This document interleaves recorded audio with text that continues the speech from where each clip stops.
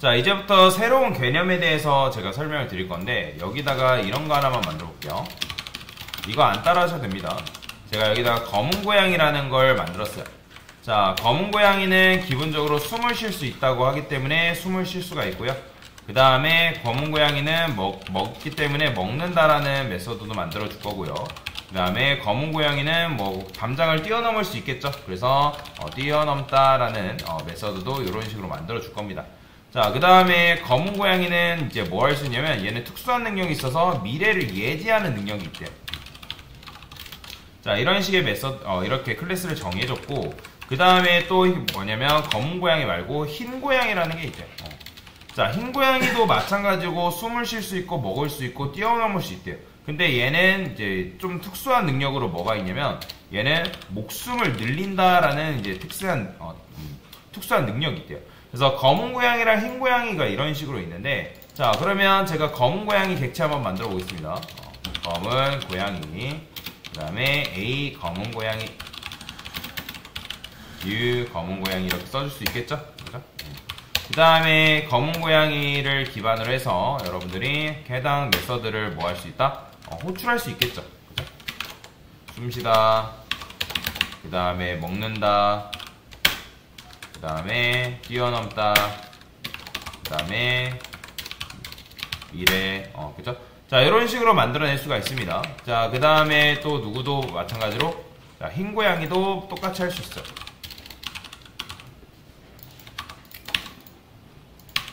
흰 고양이.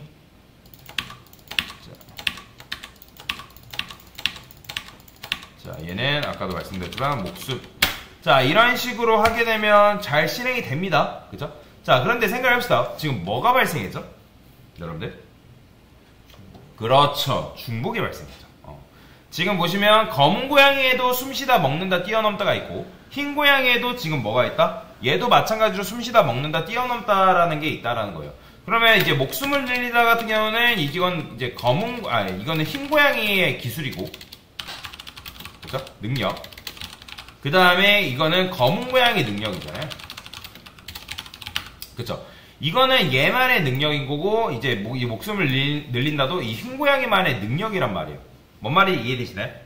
자, 근데 지금 여러분들이 이런 식으로 코드를 써주니까, 만약에 갑자기 고양이가 한 마리가 더 추가가 된대요. 얘는 뭐 예를 들어 전박이 고양이에요. 이름이 전박이 고양이. 근데 전박이 고양이는 뭐 일단 뭐 춤을 출 수 있대요. 그래요. 한강위로 걷는데요.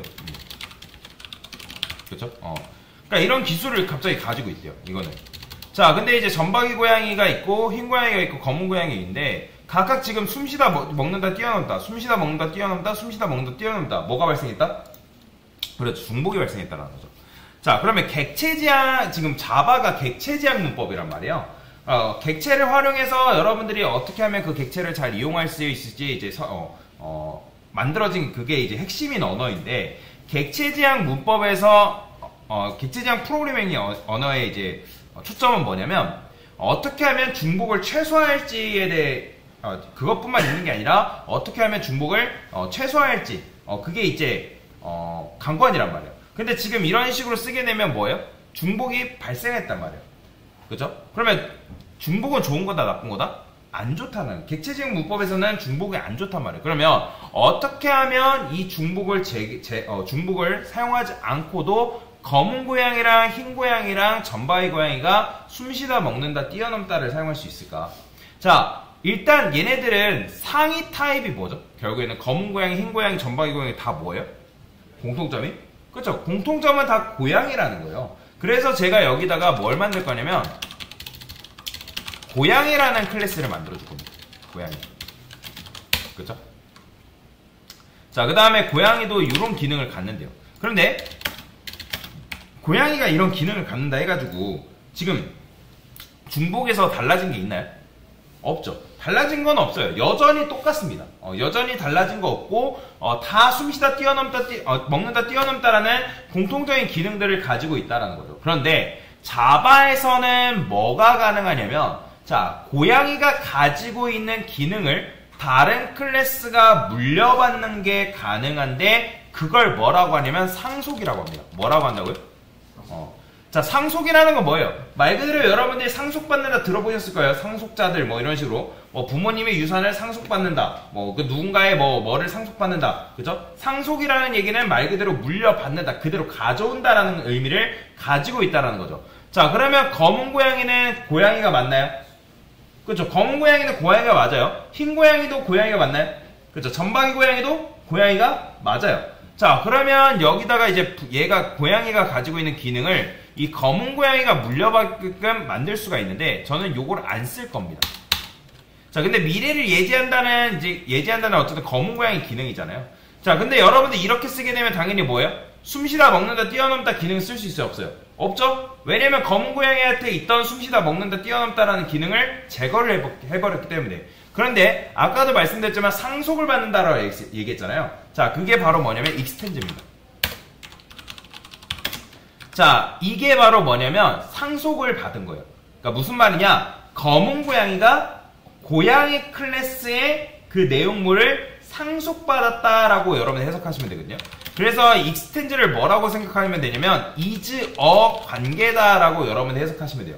이즈어 관계라는 건 뭐예요? 검은 고양이는 고양이다 라고 여러분들이 해석할 수가 있다는 거예요. 그래서 익스텐즈를 여러분들이 이즈어 관계라고 해석을 하시면 되고요. 자, 그러면 상속이라는 거는 일부만 상속받는 거예요? 아니면 전부 다 상속받는 거예요? 전부 다 상속받는 거예요. 그렇기 때문에 고양이가 가지고 있는 모든 기능과 고양이가 가지고 있는 뭐 변수, 뭐 속성이 있다 하면 그 속성과 기능을 다 상속받는 거예요. 그러면 아까 검은 고양이한테 있던 숨쉬다, 뛰어넘다, 먹는다 지웠잖아요. 근데 지금 에러 떠요, 안 떠요? 에러 발생하지 않는다는 거예요. 빨간 줄이 그어지지 않는다는 건 뭐예요? 해당 기능을 지금 검은 고양이가 사용할 수 있다, 없다? 그렇죠? 사용할 수가 있다라는 거예요. 실제로 이거 해보면 오류나지 않습니다. 그렇죠? 에러가 안 나요. 자, 마찬가지예요. 자, 흰 고양이도 지워줄 거고 점박이 고양이도 지워줄 겁니다. 자, 여기다가 익스텐즈에서 고양이라고 적어줄 거고요. 그 다음에 점박이 고양이도 이렇게 써줄 거예요. 자, 이렇게 써주면 뭐가 되는 거예요? 자, 검은 고양이는 고양이다, 흰 고양이도 고양이다, 점박이 고양이는 고양이다 라고 적어줬기 때문에 고양이가 사용할 수 있는 능력은 누구도 사용할 수 있다? 검은 고양이도 사용할 수 있다라는 거예요. 이렇게 생각하시면 돼요. 사자는 동물이다. 말 돼야 안 돼요?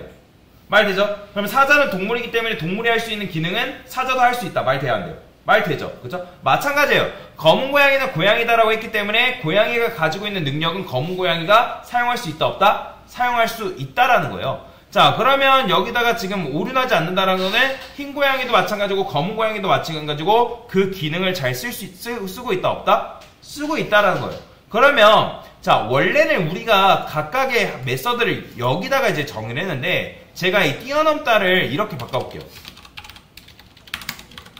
담장을 뛰어넘다라고 쓸 거예요. 자, 근데 이 뛰어넘다라는 게 지금 어디에 정의되어 있는 거예요? 고양이 클래스의 안에다가 정의되어 있는 기능이잖아요. 그죠? 근데 그 기능을 아까 말씀드렸지만 누가 물려받은 거예요? 3명의 고양이가 다 물려받은 거라고요. 그러면 여러분들이 뛰어넘다라는 거 호출했을 때 똑같은 말이 나올까요? 나와요. 보이시나요? 자, 그래서 이런 걸 뭐라고 한다? 이런 걸 상속이라고 한다. 상속은 이즈어 관계라고 해석하시면 되고, 여러분들이 뭐 고양이는 검은 고양이는 고양이다. 뭐 점박이 고양이는 고양이다.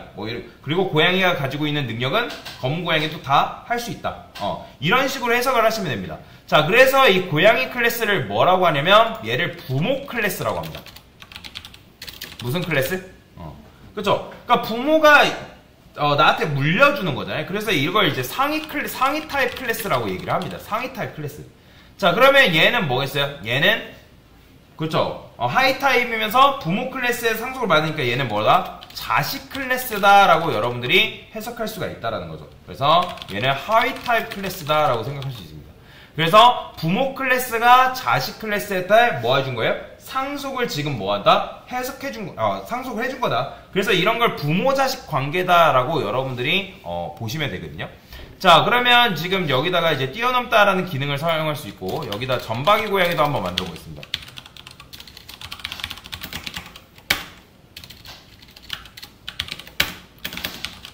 그 다음에 뉴 점박이 고양이 이렇게 자, 그러면 A 점박이 고양이 했을 때 이렇게 여러분들이 호출해서 사용하는 게 가능하다. 그죠? 그러면 얘도 마찬가지로 여러분들이 뭐 할 수 있다? 이 뛰어넘다라는 기능을 얘 또한 쓸 수가 있는 거죠. 그죠? 이런 식이요. 자, 그래서 정리를 해보면 자바에서 중복은 좋은 거다, 좋지 못한 거다? 좋지 못한 거다. 그러니까 좋지 못하기 때문에 어떻게 한 거예요? 각각의 기능별로 똑같은 기능이 이런 식으로 있기 때문에 굉장히 코드가 길어지고 지저분해질 수 있단 말이에요. 그래서 걔네들을 묶는 이제 상위 타입 클래스를 여러분들이 만들어 놓고 그 타입의 클래스를 뭐 하는 거예요? 상속을 받는 거다라고 여러분들이 이해하시면 되겠습니다. 자, 이게 바로 뭐다? 상속이다. 그래서 익스텐즈를 뭐라 해석한다? 이즈어 관계라고 여러분들 해석하시면 되고, 부모가 자식 클래스한테 부모가 가지고 있는 기능을 다 물려줬다라고 여러분들이 해석을 하시면 되겠습니다. 자, 그래서 상속을 사용하면 뭐 할 수 있다? 중복을 제거할 수가 있다 라고 보시면 되겠습니다.